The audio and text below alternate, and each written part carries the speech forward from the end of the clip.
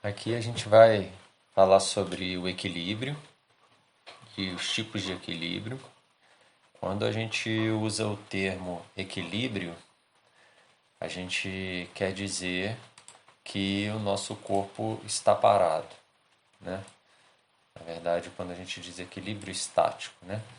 O corpo está parado. Significa que, pela lei de Newton, que o somatório das, das ações, das causas, né, ou das forças externas é nulo, ok? Agora existem algumas situações de equilíbrio, né? A gente, primeiro, a primeira pergunta e a primeira necessidade que a nossa estrutura tem que ter é que ela tem que estar em equilíbrio. Então, numa primeira pergunta, se a estrutura não está em equilíbrio, então a gente tem um movimento da estrutura, ou tem um tombamento, ou tem um colapso dessa estrutura. No caso, se for uma estrutura, por exemplo, uma estrutura de um automóvel, de um avião, essa estrutura vai estar em movimento, mas em estruturas civis, em geral, a gente não quer que a estrutura esteja em movimento, ok? Bom, então, uma vez que a gente consegue garantir esse equilíbrio estático da estrutura, existem dois tipos de equilíbrio, né? Um equilíbrio que é o equilíbrio estável e o outro equilíbrio que é o equilíbrio instável. Qual é a diferença entre eles? Ambas estão em equilíbrio, só que se você perturbar um pouco esse equilíbrio, o que acontece com a estrutura? Se ela estiver em equilíbrio estável, ela tem uma tendência de retornar quando você tirar essa perturbação, né? Pode ser um pequeno choque ou um impulso, né? Algum estímulo externo que seja. Se você retirar essa sua perturbação, a estrutura volta à configuração estável novamente. Agora, se ela tiver num tipo de equilíbrio que é um equilíbrio instável, significa que qualquer perturbação que você der nessa estrutura, você induz ela ao colapso, né? Ela, numa situação de equilíbrio instável, você gera ela acaba colapsando. Agora, uma vez, né? Então, o nosso interesse está em estruturas em equilíbrio estável.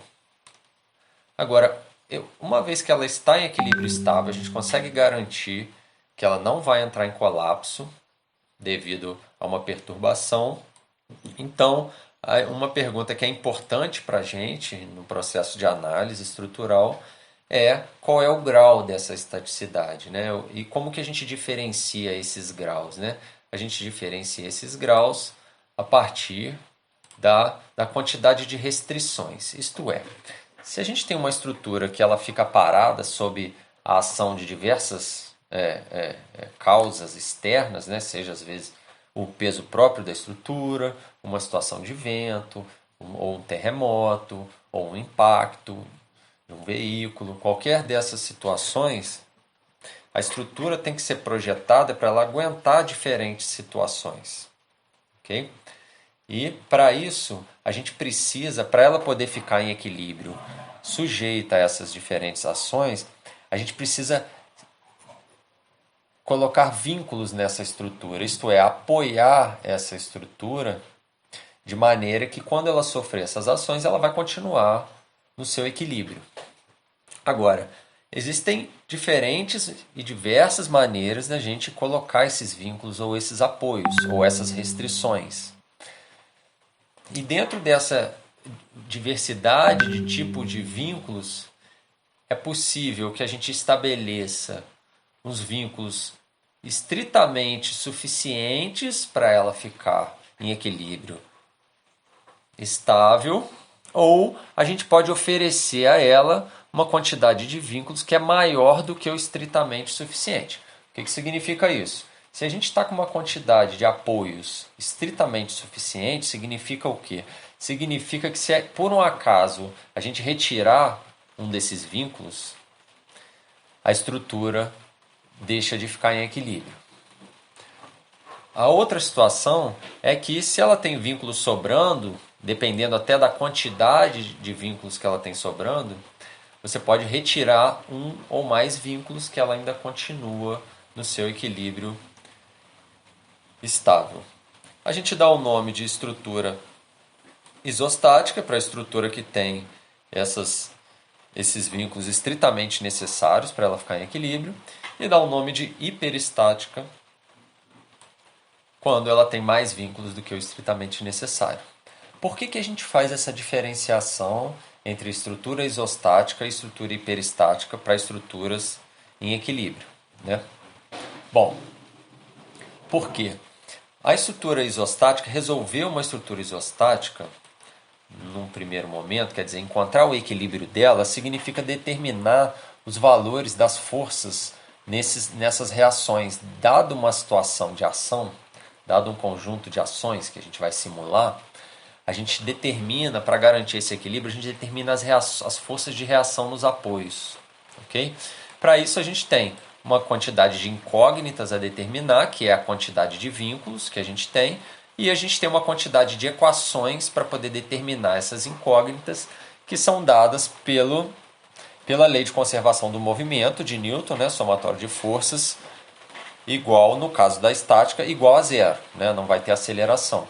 E a mesma coisa, isso para conter os deslocamentos, a mesma coisa para conter os giros, né, somatório de momentos iguais a zero. Então, se a gente tem essa mesma quantidade, não há sobra e nem falta, né, de vínculos, a gente consegue determinar como resolvendo um sistema de equações lineares. Por outro lado, uma vez que a gente tem mais vínculos, né, que a nossa estrutura é hiperestática, a gente vai ter mais incógnitas do que as equações de Newton. Isso significa o quê? Significa que a gente precisa, vamos dizer assim, grosseiramente, que a gente precisa ter mais trabalho para poder resolver ou encontrar essas forças de reação nos apoios. Bom, dentro dos métodos que são utilizados para determinar, para resolver as estruturas hiperestáticas, existem o método da flexibilidade e existe o método da rigidez. O método da flexibilidade consiste na gente obter equações adicionais, né, para poder determinar as incógnitas por meio de equações de compatibilidade. E o método da rigidez é o método que é amplamente implementado computacionalmente para resolver estruturas, inclusive o software F2 e a própria ideia do método dos elementos finitos, também a essência é baseada na ideia do método da rigidez. No curso de estruturas isostáticas, a gente quer resolver estruturas, né? Por um lado fica limitado, a gente quer resolver estruturas usando somente as leis de Newton.